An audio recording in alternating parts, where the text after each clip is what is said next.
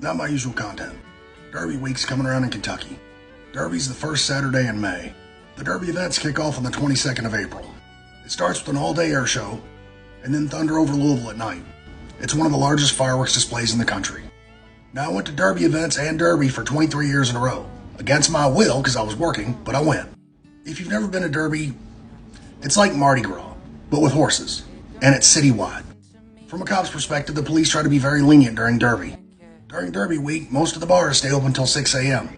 Then they close for 2 hours. Now, if I was coming to town, I'd do it this way. I'd fly into Lexington, not Louisville. Lexington's about an hour and a half drive from Louisville.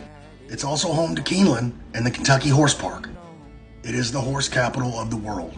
The fastest horses on the planet live right here. The spring meet's happening right now in Keeneland. After I spend a day there, I'd visit the horse park. It is beautiful. Making my way to Louisville, I'd stop by the Maker's Mark Distillery and take a tour.